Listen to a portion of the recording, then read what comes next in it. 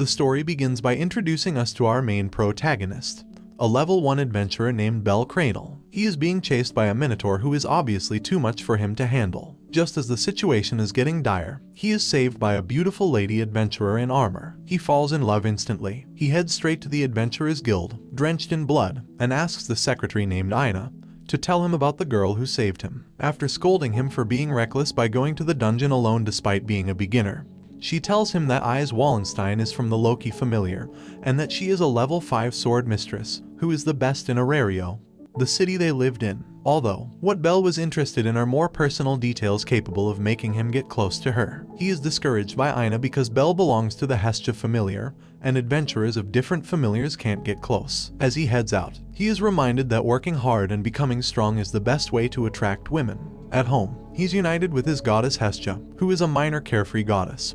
She updates his adventurer stats, and although his magic affinity is still 0, he gains a skill called Reality Phase which allows him to mature with great speed. However, she keeps this a secret from him. The next day, after training, he goes to eat at a restaurant. Here he finds some adventurers from the Loki familiar along with Ys. During their discussion, how he was saved by Ys was brought up by her fellow party member.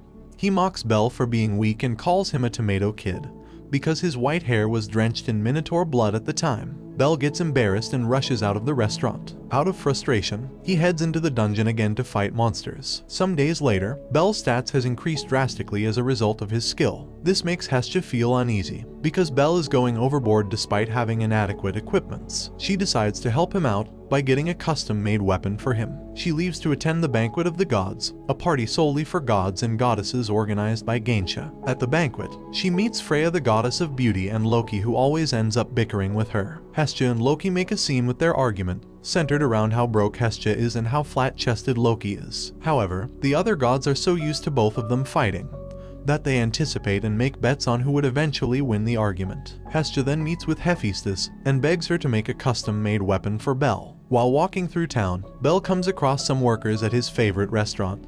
They ask him to go to Monsterphilia, where he should give Seer her wallet, which she forgot to take with her. Seer is another love interest of Bel who works at the restaurant. While searching for Seer, he stumbles on his goddess who forces him on a date. At the same time, Freya has sent a monster to kill Bel. She is known to meddle with adventurers who catch her eye. The monster begins to wreak havoc in the city, eventually interrupting their date. The silverback monster begins chasing both of them and Bel tries to confront it. However, his knife breaks without hurting the monster. He flees with Hestia and locks her in an alley, then making himself monster's bait.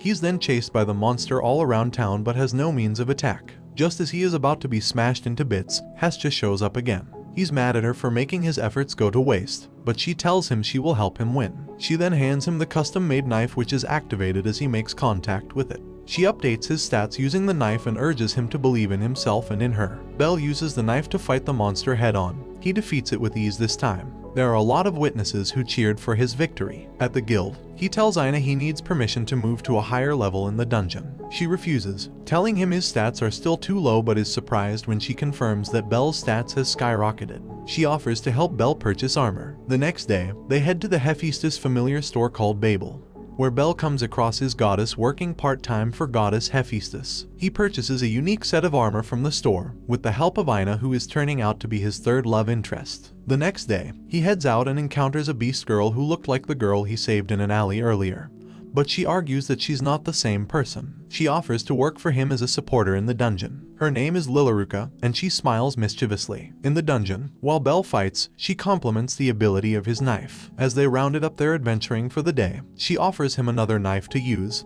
in obtaining the dead monster's gem. She uses the opportunity to steal his knife. At the guild, Ina points out that his knife is missing. As he begins searching for the knife, he stumbles on Lily. She was caught with the knife by Seer and Ryu, her colleague, and was being chased by them, before they stumbled on Bel searching for his knife, which they gave to him. He is unaware that Lily stole the knife and Seer decides to keep it a secret. So Bel hired Lily and they kept exploring the dungeon together, earning a lot of money. Some days later, Ina and her colleague are talking about how the members of the Soma Familiar seem to be on edge and shady. Ina is worried about Bel because Lily is also from the Soma Familiar. Bel takes the next day off. He visits Seer in her workplace where he borrows a book about magic. As he reads the book at home, he sleeps off. Later that day, Hestia tries to update his status and notices he now has a magic attack called Firebolt. He sneaks out at night to test his new magic skill. Seeing how awesome his magic is, he gets carried away and overuses it, causing him to collapse. He is found by Eyes and a fellow adventurer, and Eyes had just finished defeating a floor boss. When he regains consciousness, he finds himself being nursed by Eyes.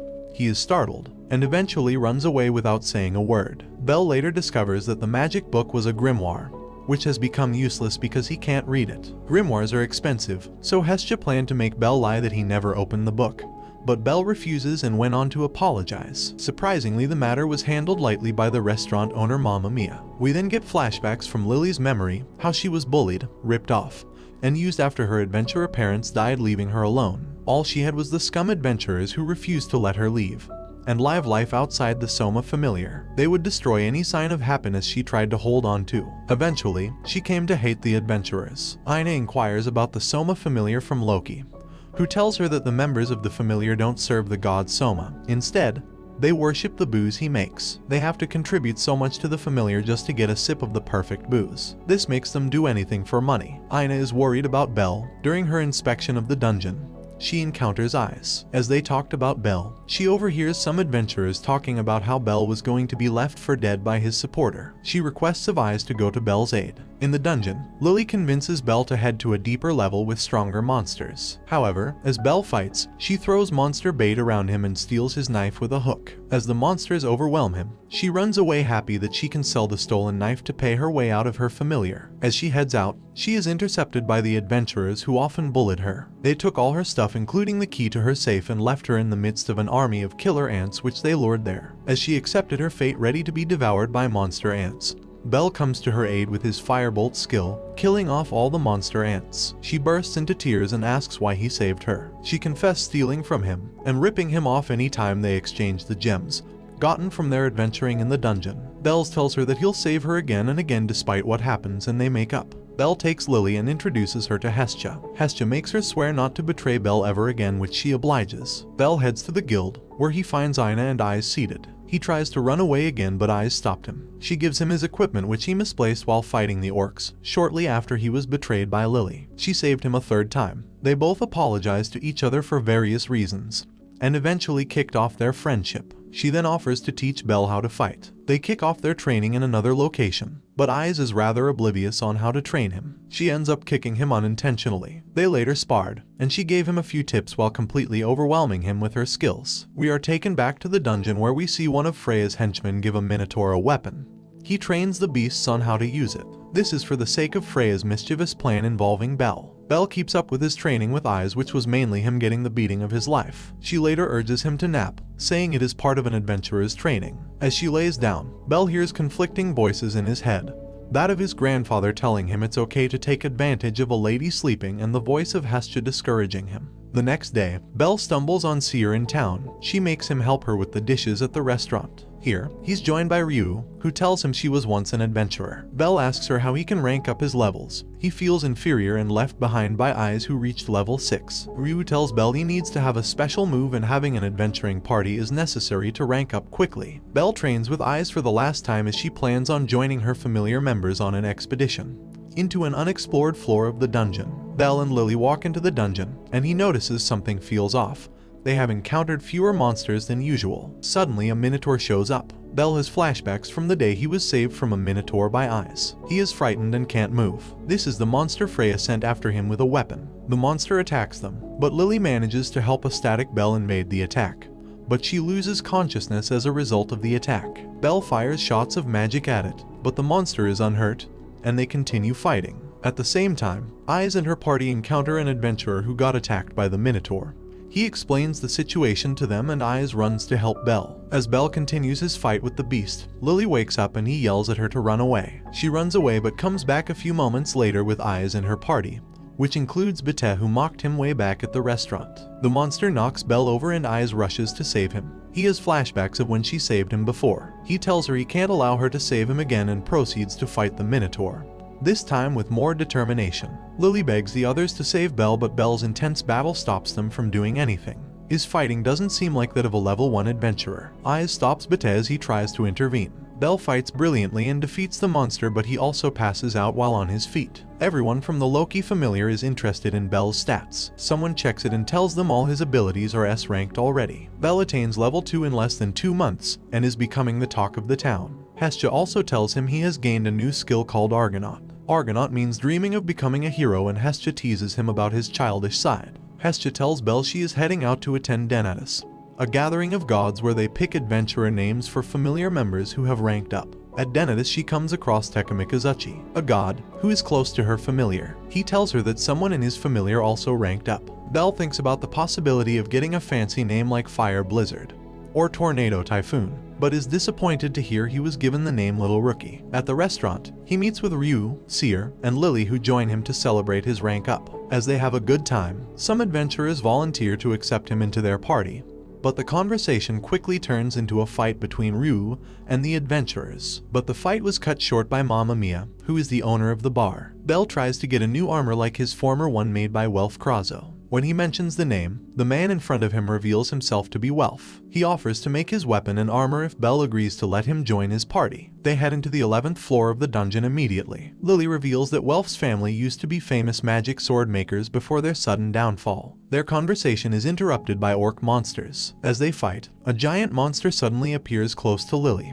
Other adventurers make a run for their lives because the monster is a baby dragon. Bell shoots his firebolt skill at the monster, but the firebolt skill is white instead of the usual flaming appearance. The monster dies in one hit, surprising even Bell himself. His goddess Hestia later tells him that the white attack was his newly acquired Argonaut skill. Later, Welf offers to make something for Bell, although it was a test to see if Bell was after his magic sword making skill. He tells Bell how he hates magic swords. Welf eventually uses the Minotaur horn, which Bell carries out like a victory trophy, to make a new knife for him. Bell and the others head to the middle floor of the dungeon. As they fight, they encounter more interesting monsters. In town, we are introduced to God Hermes and his associate Sphi, who also seem to be interested in Bell. Back in the dungeon, members of Takemikazuchi familiar are being chased by a pack of wolf monsters. They decide to lead the monsters towards Bell's party, thus allowing them to escape. Bell's party is overwhelmed by monsters from all angles. Hours pass by on the surface, and familiar Takemikazuchi tells Hestia what had occurred. Hestia decides to make a rescue party to find Bell and the others, although they are short on adventurers. Hermes offers to help along with Sphi. Hestia decides to join them despite knowing it is forbidden for gods to enter the dungeon.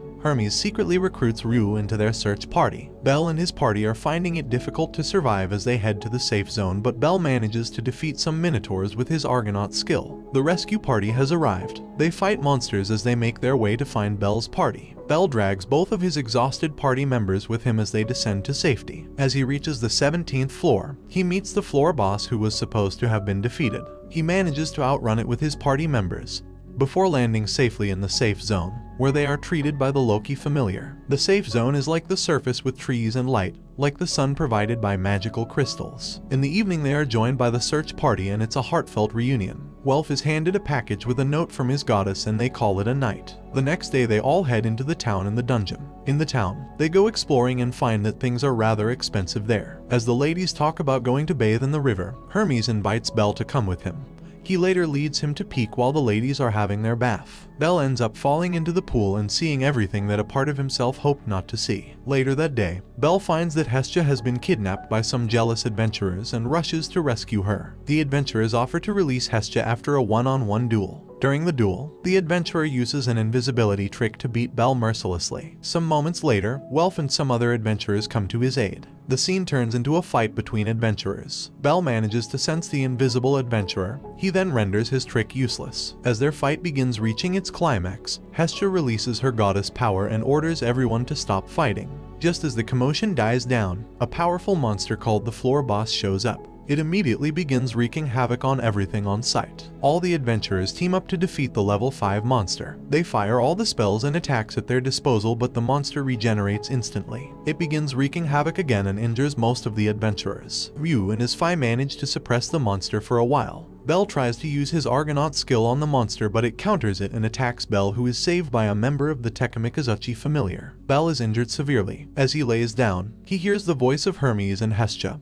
and it reminds him of his grandfather. Bell rises and advances with a magic sword as he activates his Argonaut skill. Other adventurers release all their magic attacks, trying to create an opportunity for Bell to strike. He charges his attack to the maximum and lunges at the monster. Bel defeats the monster. We then hear Hermes say to himself how Bel is the grandson of Zeus. If you guys would like me to review the second season, please leave a comment below, and thanks for watching. Don't forget to like and subscribe if you enjoyed, and turn on the notification bell so you never miss out on another video. Until next time guys, take care.